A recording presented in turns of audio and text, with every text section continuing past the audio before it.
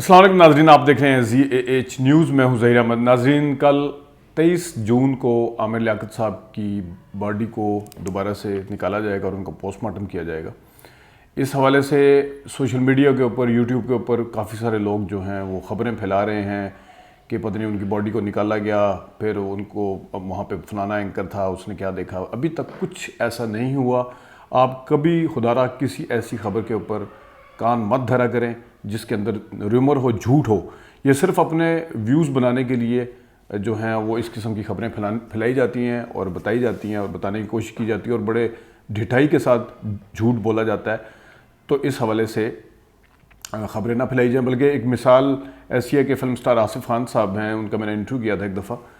تو وہ انٹرویو صرف اس وجہ سے میں نے کیا تھا کہ ان کے انتقال کی خبر آئی تھی، اور میں نے جس وقت ان سے پوچھا کہ یہ کیا خبر ہے تو انہوں نے کہا جی صرف ویوز لینے کے لیے اس طرح کی خبریں پھیلائی، فوٹو شاپ کر کے ان کی باڈی بھی دکھائی گئی اس طرح. تو یہ بڑے افسوسناک بڑی بات ہے. مطلب ہے کہ کوئی حد ہوتی ہے کسی ڈھیٹ پنے کی بھی. اب دوسرا میں آپ کو یہ بتانا چاہتا ہوں کہ جو پوسٹ مارٹم ہے وہ اس کے گھر والے جو ہیں عامر لیاقت صاحب کے، وہ نہیں کروانا چاہ رہے تھے. اسی وجہ سے مجسٹریٹ صاحب نے اس وقت پھر آرڈر کر دیا تھا اور باڈی کو ان کی وارثین کے حوالے یا لواحقین کے حوالے کر دیا تھا.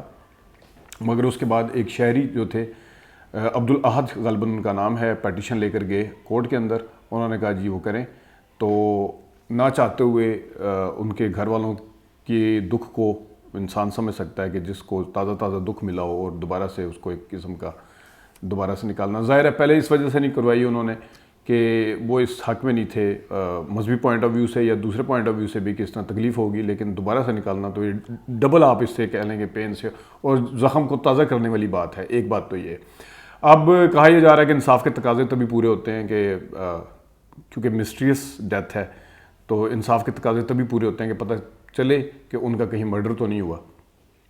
تو اس میں دو تین چیزیں ہیں. ایک تو یہ ہے، پہلے میں ذرا تھوڑا سا پوسٹ مارٹم اور اٹاپسی کا بتا دیتا ہوں ہوتا کیا ہے. ایک جنرل پوسٹ مارٹم ہوتا ہے جس میں ایکسٹرنلی دیکھا جاتا ہے کہ جو باڈی ہے اس کے اوپر کوئی ٹراما، کوئی نشان، کوئی انجری، کوئی اس طرح کا نشان تو نہیں جس سے پتہ چلے کہ اس کو گلا گھونٹ کے مارا گیا ہے یا کوئی زخم دے کے مارا گیا ہے کسی بھی طریقے سے. تو یہ جنرل جو پوسٹ مارٹم ہوتا ہے اس میں کٹنگ وغیرہ کوئی نہیں ہوتی اور آرگنز وغیرہ کو نہیں چھیڑا جاتا. جو اٹاپسی پوسٹ مارٹم ہے اس کے اندر انٹرنل جتنے آرگنز ہیں جو ریکوائرڈ ہوتے ہیں ان کی ایگزامینیشنز کی جاتی ہے اور ان کو پھر لیبارٹری کے اندر لے کے جایا جاتا ہے، فورینسک کیا جاتا ہے. وہاں سے پھر ڈٹرمن کیا جاتا ہے کہ اس باڈی کے ساتھ یا اس جو بندہ تھا اس کے ساتھ کیا ہوا، یہ نیچرل ڈیتھ تھی یا نہیں تھی. یہ تو تھوڑا سا میں نے آپ کو بتانا تھا اس حوالے سے کہ یہ ہوتا کیا. دو قسم کے ہوتے ہیں. ایک جنرل ہوتا ہے جس میں نے بتا دیا ایکسٹرنلی جو کیا جاتا ہے. عامر لیاقت صاحب کا جہاں چھپا کولڈ سٹوریج میں ان کی باڈی کو رکھا گیا تھا وہاں پہ ڈاکٹرز نے جا کے ایکسٹرنلی کیا تھا اور اس میں کوئی اس طرح کی چیز نہیں نظر آئی تھی، اور پھر ان کے گھر والوں کو بھی کہنا تھا کہ ہمیں بھی کوئی اس طرح کا نہیں ہے. اچھا، اب ایک جس طرح شہری لے کے گیا، پتہ نہیں جو کورٹ نے بھی آرڈر سنایا ہے اس کے اگینسٹ آپ اوپر والی کسی کورٹ میں جا سکتے ہیں یا نہیں جا سکتے. جو لواحقین ہیں اس کے حوالے سے وہ گئے یا نہیں گئے، انہوں نے رابطہ کیا یا نہیں کیا کیونکہ وہ نہیں چاہ رہے تھے، یہ ایک الگ بات ہے. لیکن جو اصل بات وہ یہ ہے کہ جسٹس کے حوالے سے اگر بات کر لی جائے تو ہمارے ملک کے اندر سسٹم اس قسم کا ہے کہ انصاف کا جو سسٹم ہے وہ اس قسم کا ہے کہ کوئی بھی چیز یقین اور وثوق سے نہیں کہی جا سکتی، بلکہ زیادہ تر یہی ہوتا ہے کہ یہ just for the sake of formality ہے. اگر کوئی بھی چیز اس طرح کی جا رہی ہے، پولیس والے چاہ رہے ہیں یا عبدالاحد صاحب چاہ رہے ہیں، تو وہ just for the sake of formality ہے. کیونکہ اگر تو پہلے نمبر پہ تو ان کا زیادہ چانس جس طرح نظر آ رہا ہے کہ شاید نہیں کیا گیا ان کو مرڈر، لیکن اگر بالفرض کیا بھی گیا ہے تو اس کی کیا گارنٹی ہے کہ قاتل کو پکڑ لیا جائے گا؟ اس کی کیا گارنٹی ہے کہ جو اس طرح کی پہلے کیسز آپ کے سامنے آ چکے ہیں. عامر لیاقت صاحب کے حوالے سے یہ بھی کہا جاتا ہے کہ اسٹیٹ یا بھی اپنا فیصلہ سنا دیتی ہے. یہاں تو عبدالاحد صاحب خیر گئے ہیں تو عدالت نے اس وجہ سے سنایا کیونکہ مشہور پرسنالٹی تھے تو ان کا جاننا ضروری بھی ہے. لیکن بینظیر بھٹو صاحبہ مشہور پرسنالٹی نہیں تھی.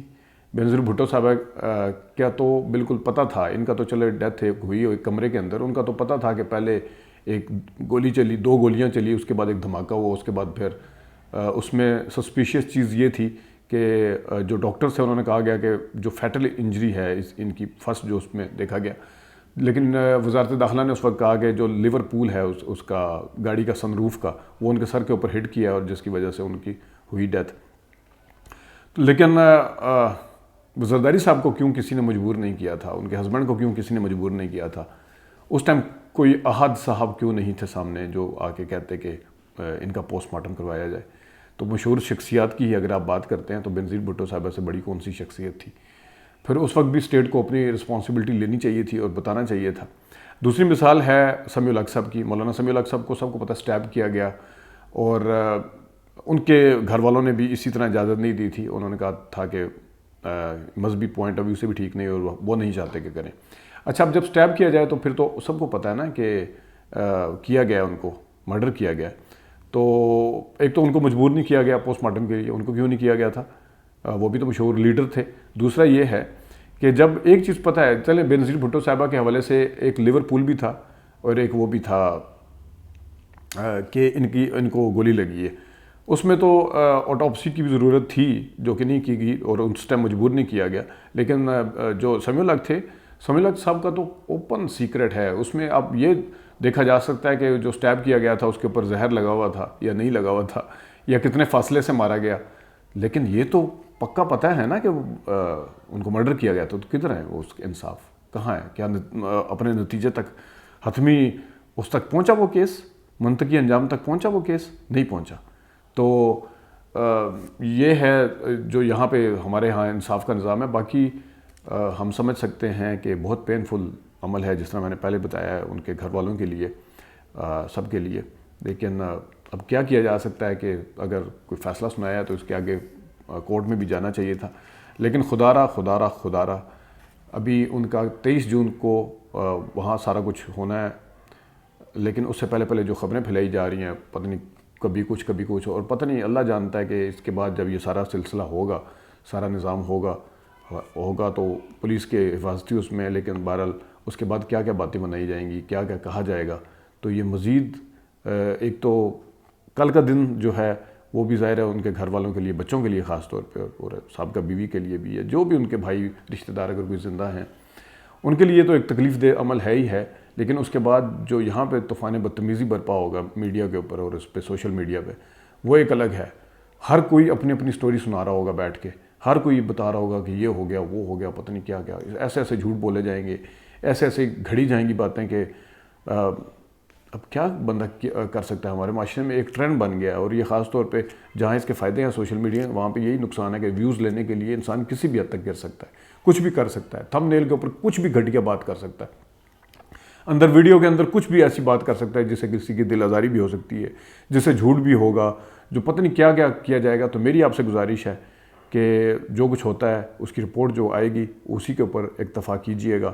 باقی کوئی بھی ایسی چیز مت دیکھیے گا جس سے جھوٹ کے پھیلنے کا اندیشہ ہو, یا جھوٹ کو ایک جلا ملے, یا اس طرح کے لوگوں کو ڈسکریج کرنے کی بجائے ان کو انکریج کیا جائے. ناظرین ابھی تک کے لیے اتنی اجازت دیجیے. اللہ حافظ.